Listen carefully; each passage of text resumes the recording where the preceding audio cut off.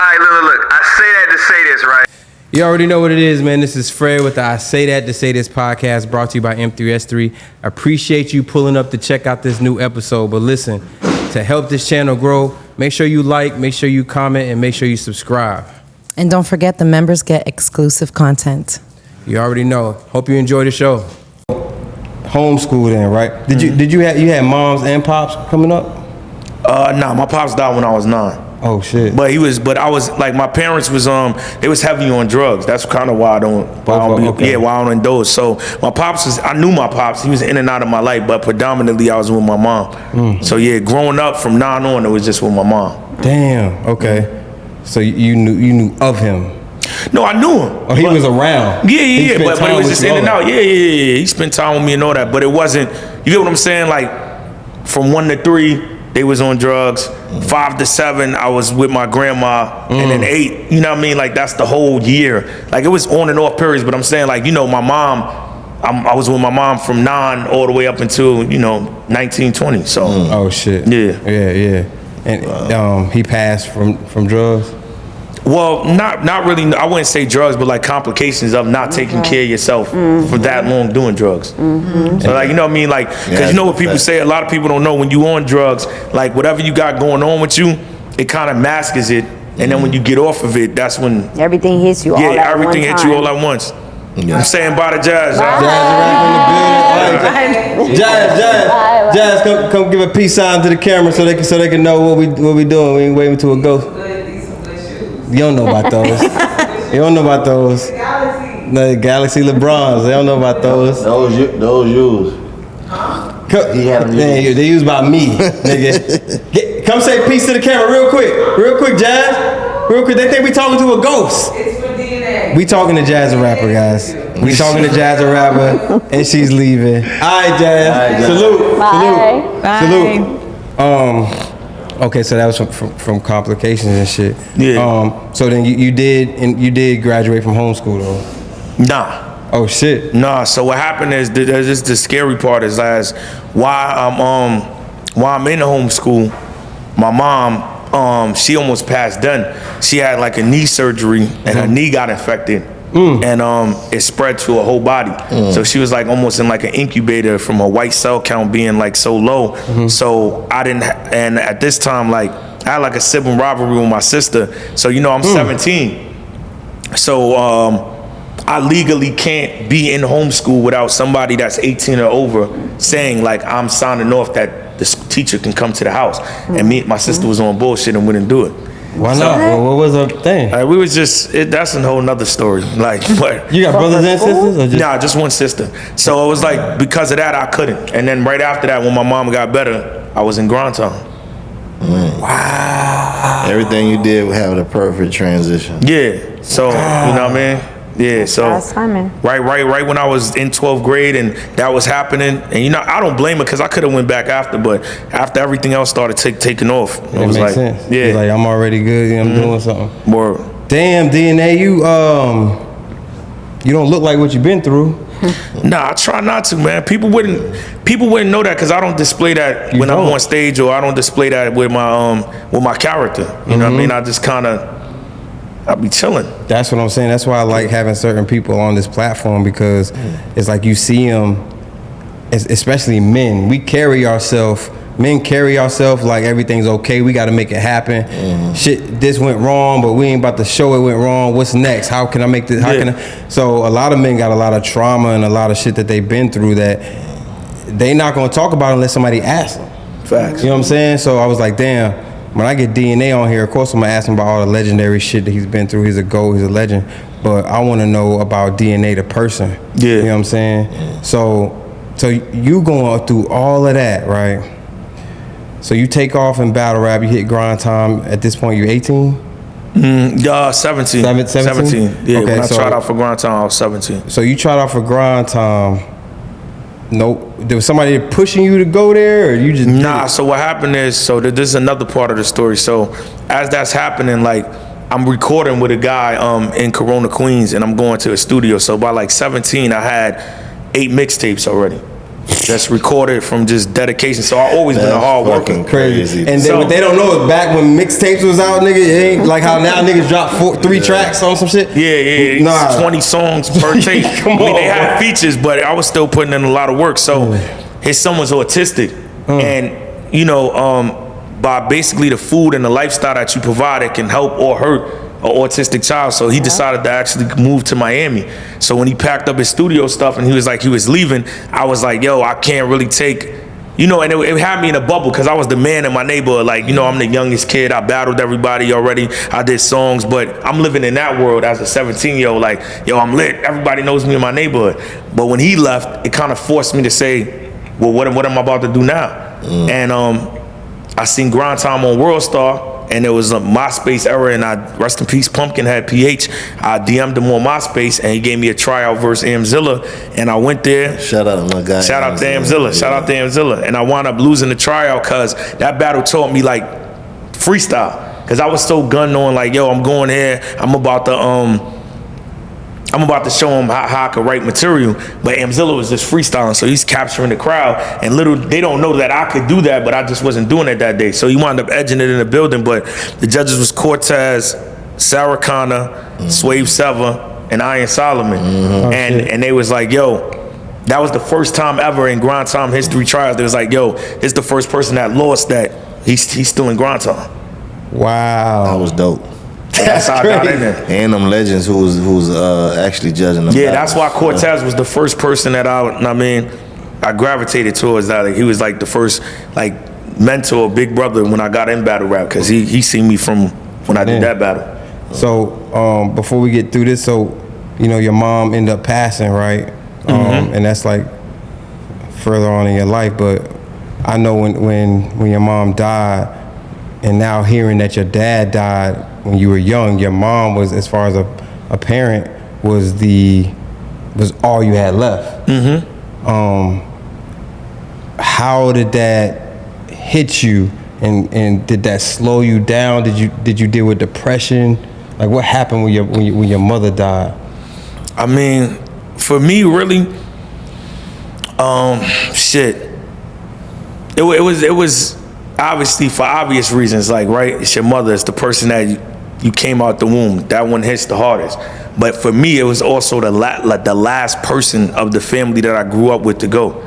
Because I lost my father, then I lost my uncle, then I lost my cousin. After my father, I lost my grandfather, my great-grandmother, then I lost my cousin and my uncle back to back, and then I lost my grandma, who was like my mother. Damn. So when my mom dies at 32, everybody that I grew up with, they no longer here in the physical. Now I just got the family that I made.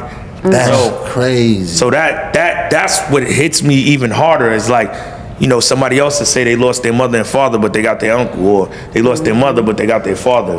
Nobody. It's just my sister, which we got a complicated relationship, so it's like nobody. And then with my mom, we had a complicated relationship with trials and tribulations, but like the irony of the situation is like, for my mom, like me, I was the wild card. Like my sister went to college. My sister got a master's degree in psychology. Shit, she so was in having shit 2005, she graduated. Back then, she was supposed to come out of college making $75,000 a year. That's done. And then, through her depression and just life getting the best of her, you know, she underachieved. For me, nobody ever had them expectations for me, because if you know, like me, that's why I don't get into trouble now. But I was getting into everything you could think of growing up, You fights, wrote off. all type of shit. And then I wanted to be a rapper. So it's like, So it was like, Stigma. this nigga, this one right here, this Yeah, nigga's yeah. not doing nothing. Yeah. So when I actually do it, and I start getting paid, because remember, I'm in that era of battle rap where you go from doing it as a hobby to we actually start getting money, and I'm a kid. So when I start bringing this back, you gotta think, I didn't grow up poor, but we didn't grow up rich. I'm the facilitator. I'm the guy that's bringing all the money to everybody in the family. And that comes with a gift and a curse, because now everybody's eyes is getting green.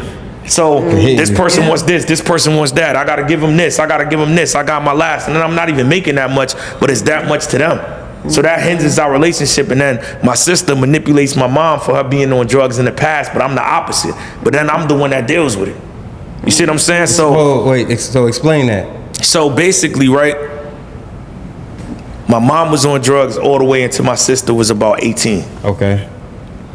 My mom was only on drugs till I was 9. So my sister feels like she got cheated from something that she didn't get that I got. So growing up secretly, it's Eric, you got this, and you allowed Eric to be where he wants to be, and me, I was, you know what I mean? So that happens. So then we come to all different type of situations where, you know what I mean, what my sister's supposed to do, she doesn't do, and I'm the 16-year-old or 15-year-old, 14-year-old, 17-year-old kid doing it, to where that's when my resentment comes from her, because it's like, even if you don't like me, at least do right by my mom. My mom's. You see what I'm saying? Right. So Right. up until, like, for instance, when my mom was living, I lived 2 hours away from my mom.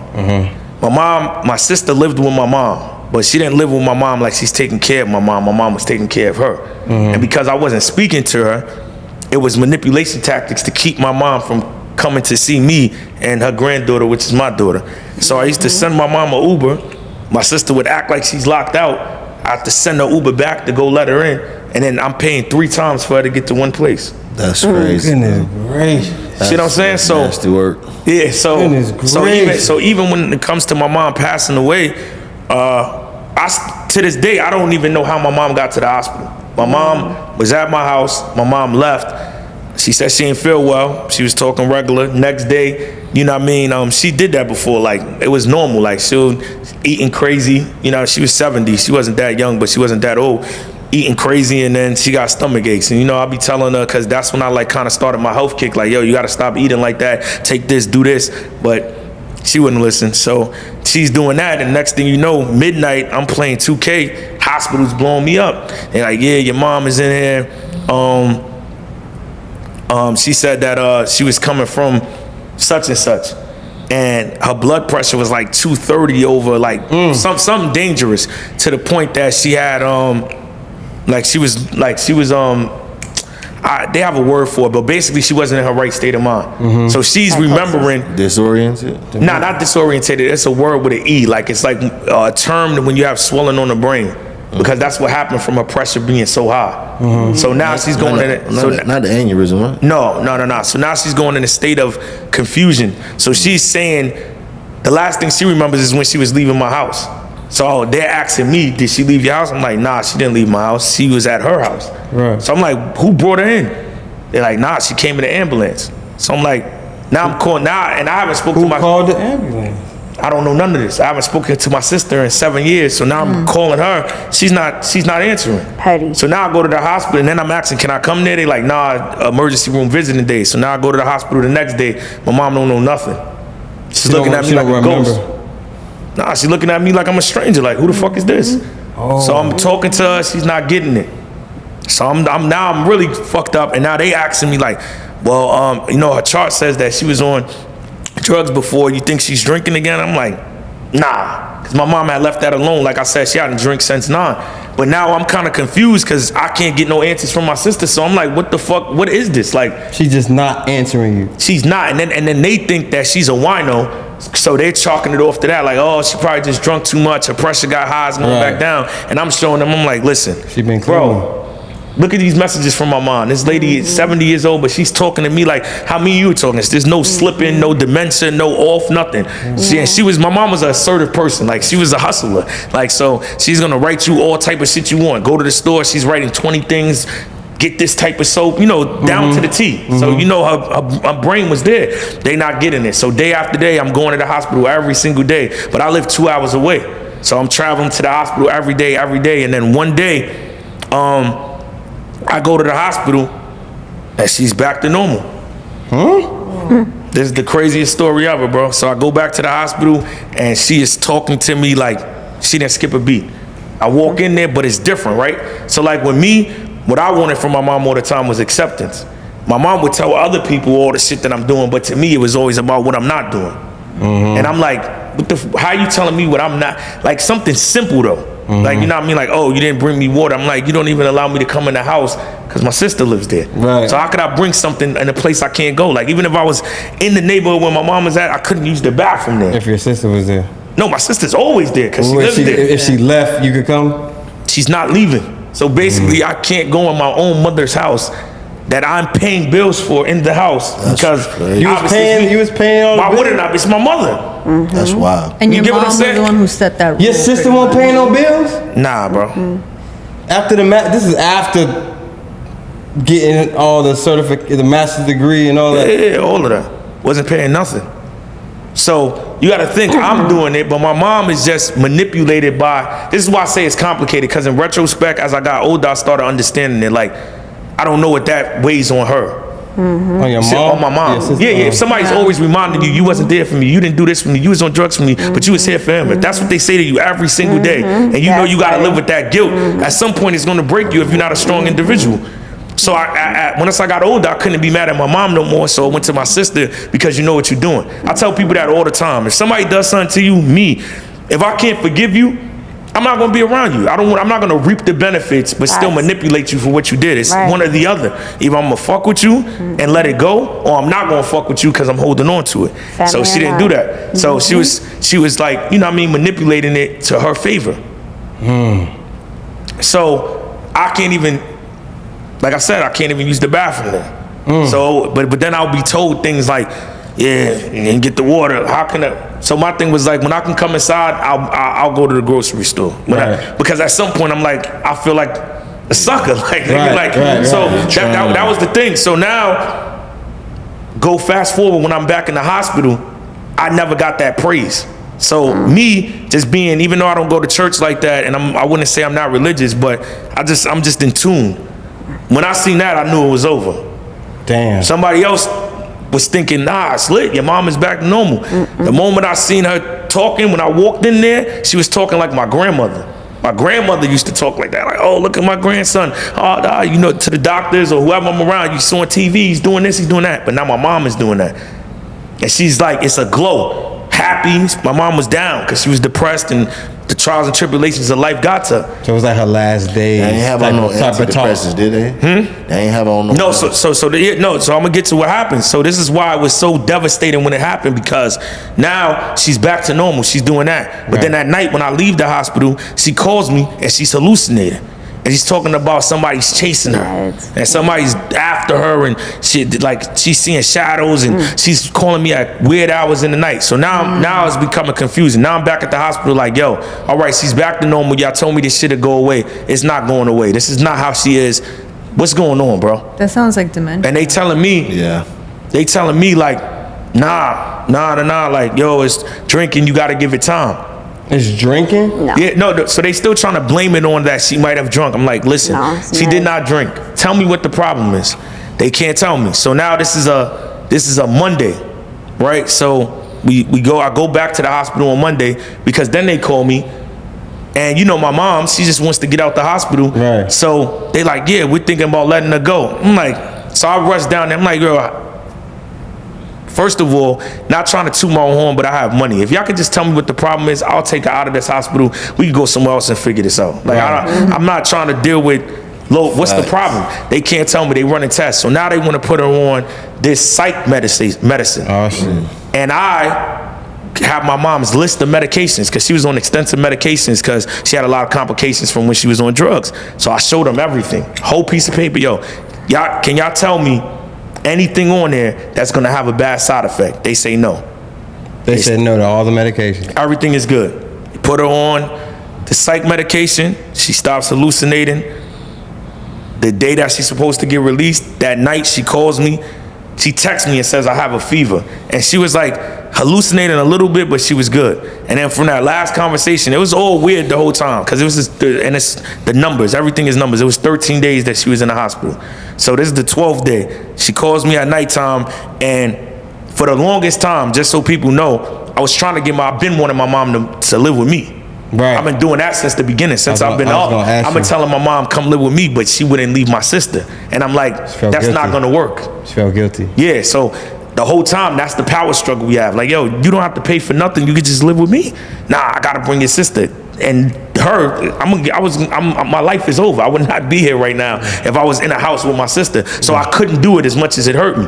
So that last conversation. She's saying, I'll come live with you, but your sister gotta come too.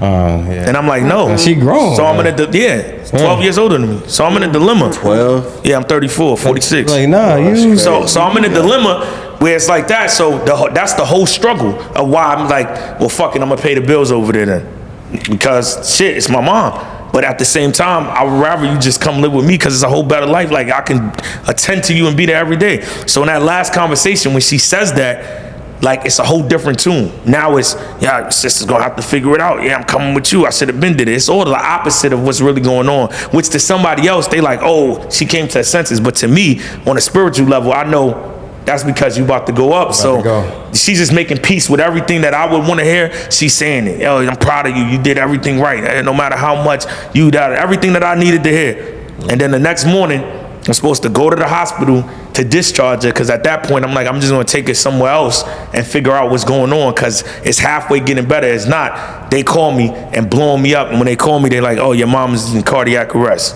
And then after that, you know what I mean, my girl is like, don't panic.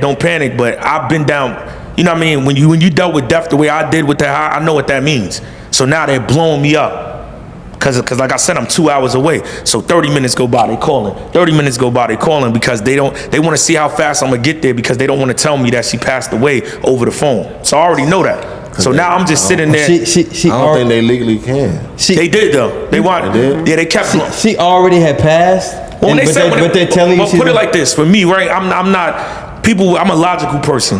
My mom had heart issues. My mom was on drugs. She's never went into cardiac arrest. Her heart is not. I already. When I hear that, I'm like, it's over. So when they keep calling me every 30 minutes, I'm like, there's a reason why they calling me every 30 minutes, because they want to know how fast I'm gonna get there so they can tell me. So I'm ignoring them on purpose, because I'm like, you niggas just told me everything was okay.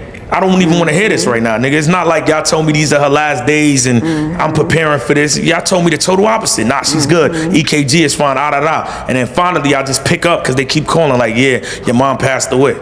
I get to the hospital. They try to put the pressure on me to do like a autopsy immediately. I'm like, nah, I'm gonna pay for my own. So the lady in the hospital is just trying to like basically give me the cold shoulder, and that's cold why. Shoulder. Yeah, like she's basically like, you know what I mean, like no remorse. I'm like, I'm in there like I need answers.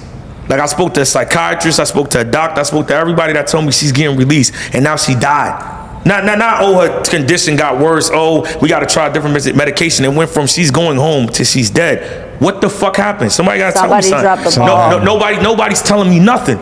They just looking at me and then basically saying like, yo, I don't know what you want to do. Like, hurry up. And if it wasn't for this one lady, because she seen the look in my eyes, like I'd have been in jail.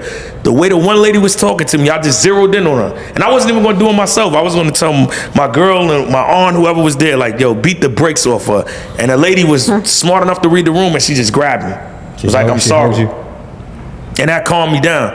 And then after that, I was just on a rampage for answers. But when I did the private autopsy, due to my mom's age, due to all the complications she had, I know it was that psych medication, but it was too hard to prove it. And then I was like, I'm not hard up for money.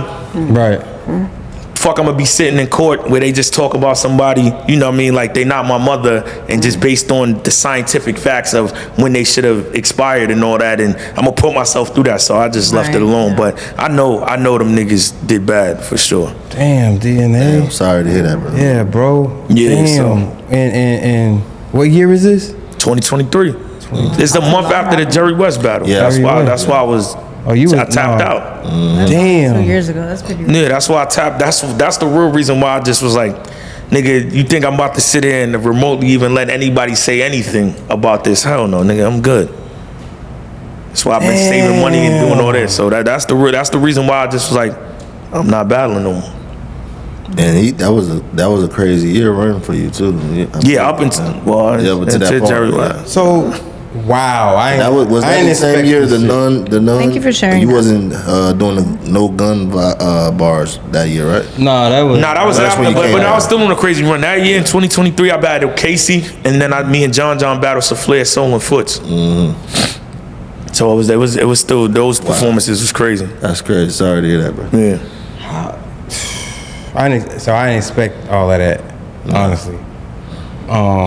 Every time you post it on Instagram, always share, like, whenever you post your mom do something. Yeah. You just never see this. So I'm saying you never know. He's still battling. So I don't know. I don't know. I just know his mom's passed away. I don't know you dealing with all of that. Right. Yeah. At the same time, like you rushing hospital, your sister, and you still battling. And I did. You still battling? No, I stopped. That was the month after Jerry. So no, The month after Jerry. Yeah. No, she passed the month after the Jerry. month after Jerry. Yeah. But while she's going through all of this, No, that all happened after. So I battled Jerry West in August. That whole 13-day stretch was in September. while she's in the hospital, you was battling. No battles. No battles. He just said it was after. Nah, so look, I battled Jerry like August 23rd or some shit. September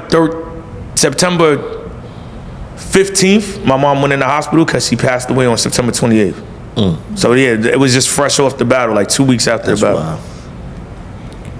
But remember, I went through that last year with my grandma. Same thing, 13 days in the hospital. I'm going up there every single day. So my grandma died in 2022. And my grandma was like having multiple seizures. She was older, so it was a different type of thing. She was 88, but it was still me doing it. Like, you know what I mean? People don't understand that process of death. Like, I'm the one that says, even though my mom is next to kin, my mom didn't want to make the decision. And like, I seen my great-grandmother and my grandmother not want to let her go and basically just have her like, you know what I mean, a vegetable for like 8 years, knowing that she wasn't going to talk or do nothing like that. So Yeah, for they me was trying seeing to that, keep hope alive. I was like, I wasn't going to put my grandma through that. So I'm the one that You told had my to mom. make the decision? I told my mom, yeah, it's over. If she can't talk and she's not going to be herself again, we shouldn't, you know, you get bad sores, you get pneumonia, it's just gotta let her soul rest. So I had to make that decision. But we waited 14 days to see if she was going to come out of the coma, but she didn't. That's something that's not talked about. A person who has to Make the decision. make the decision. But push the what I'm button. trying, what I'm trying to tell you is like that's why when shit happens in battle rap, I don't be caring because, bro, I've done this multiple times. Like when my uncle died, I had to tell my grandmother that her son died. They put it on me because they feel like I'm the one. Uncle died, went to go view the body. Uncle was missing. I'm the last person my uncle talked to. Went to the hospital after that. His kids is there. His baby mothers is there. His current wife is there. We get in the elevator. Everybody just look at me. Yeah, you got it. You know, you the closest to her, Nana. You got to tell her. Are you in therapy or anything like that?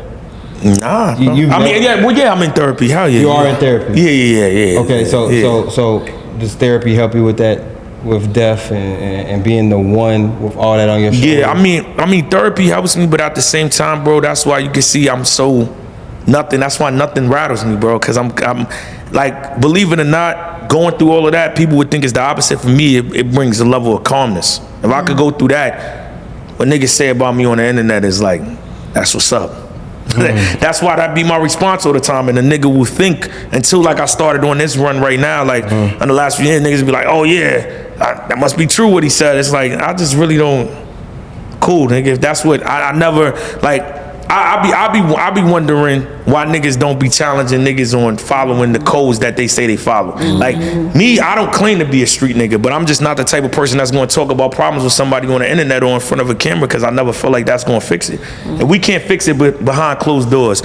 What's getting on unless we want to get viewership, what's that going to do but make the shit more complicated and have a bunch of opinions about the situation when they don't even know what's really going on? See what I'm saying? So, yeah. You don't never feel like, and damn, I appreciate you for sharing that. She said that. I don't know if you heard her. I appreciate you for sharing. Yeah. That was a lot. I never knew that about you at all. Do you feel like you're a little bit numb to life after going through all that? Like, does that affect your relationships? Like, are you like too nonchalant now to where like things, you know, another person's emotions who need you? Like, I don't know, like if you're in a relationship with a girl, I know what you you're got a saying. friendship and you're like, well, yo, that's not that big of a deal because I've been through Even your this. kids. You know? No, Kids, my emotional, I try to have a high level of emotional intelligence, so I still have emotions, I still have empathy, You have but, empathy. huh? I say you still have empathy Yeah, through all of that. Okay. yeah, you got to. But at the same time, it's like, if you cross me, my resilience is not going to be as high as somebody else, because it's people that I want to talk to that I can't. So what makes you think I'm gonna have a problem not talking to you? So how you feel like you channel that in a healthy way? Like that energy has to go somewhere. Yeah. How do you channel that energy? Work. Work. Yeah, work, create. Like, as soon as my mom passed, that's how I got into streaming on TikTok. Instead of being in the house or turning into an alcoholic or getting depressed, it was like, what's about? Like me, I'm a type of person, I'm a firm believer everything is a purpose. Like, literally after that, my streaming career took off, and a month after that, that's when I was doing all the shit with Power. Yeah. So it's like, You'll never have a moment of vulnerability, like when all that's done, you're done working, you sit to yourself and you take in that moment. every night. I still got trouble sleeping every night. I feel you. The day goes by good, but when it's nighttime and it settles in, Yeah. that, you know what I mean, it's over. Like I said, because it's everybody. And it's like everybody see me working my way up to get to where I'm at now, but by the time I got to here, which I feel like it's not my final form, but it's a high level, I don't got none of them, you get what I'm saying, to share with. To be proud of you and all that. Do you so you feel alone a lot? Yeah, in that aspect of like family that I grew up, yeah, like you know, you feel me? Like when I had enough money to say, yo, I'm about to go to the World Series, or I'm gonna go to the Knicks versus the Pacers, or I found a way in through connections. I can't take my uncle, he was the sports guy, or I got enough bread now I could get my grandmother a house with my mom. They not here no more. Or now I got enough bread that I could say, okay, my mom don't even gotta live with me. If you choose to have my sister there, Get a house. yeah, I couldn't do that before, so it's like one or the other. But at the same time, I feel like I don't have none of the stuff I have now without that. Without going through that. Do you grind through your trauma? Yeah, that's why why you think you said that, Yada? You don't stop moving. I'm just steady working, steady trying to, you know what I mean, elevate and go to the next level, because I'm like, yo, on top of everything else I said, I don't got no doctors in my family. I don't have nurses. I don't have police officers. I don't have lawyers. None of that. It's me. Yeah. Is that a problem? Real Yeah. quick, we're gonna get back to y'all because that's what I do. And people who know me, that's what I do. I create, I grind, I get busy when I got shit going on in my life. Same. I get crazy busy. I might get crazy success, but it's my way of You got to, because it's my way of dealing with it. And I'm in therapy too, but is that a problem? No, because your level of focus now, your senses have heightened. Well, there is something But you're called, not really dealing with. there's something called hyper functioning depression. Right. Yeah. So it's still That's depression. basically- It's It's still almost depression, like but your level of focus is more detailed now. Yeah, That's so like- So you saying it's good to grind through? it is. I think so. Yeah, I Because mean, I because think at the so. same time, like, for instance, right, I'm not the guy, so the reason why I feel like when we come from our circumstances, we all depressed to some degree, whether they tell you that or not. But I don't feel like it's high level, because you see, like, I know people that can't do what I just did. I do that all the time. Like, anytime I'm always the person that I express myself, so I get the feelings out to where I'm never internalizing it or holding it in, or, you know what I mean, escaping it or trying to bypass it. Like, I'm forefront with, How you feel? yeah, I feel like a lot of people can't do that. A lot of people can't because express. God chose you. He chose certain people to be that light.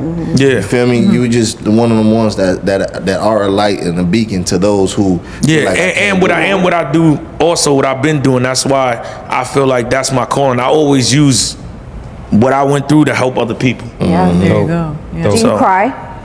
Me, yeah. No, I mean, that's a No, good 1 question, million because percent. a lot of people Definitely don't is. cry and let it 100%. out. Like, Especially sometimes men. I have to schedule cry. Like, okay, today I'm gonna cry for Yeah, like because 30 minutes. I cry, because it'll just Schedule. it hits It's me. healthy. It'll hit me in different ways. So, like, for instance, like I was doing a random checkup at the doctor, like, cause I think I had like a cold last year, and just by them asking me, like, you know, cause they see my age, I'm 34, 33 at the time. They like, okay, any history of such and such with mom and dad? What do they have? I'm like, nah, my mom passed away. Oh, what about dad? Dad passed away. And then you can just tell by the reaction, That like, moment. really? It's like, that hits. Damn, this nigga's 33 with no mother or father. Like, so Yeah. shit like that is times, you know what I mean, like that be like, damn. I appreciate you sharing all that, DNA. Facts. That's hard body. Salute, bro.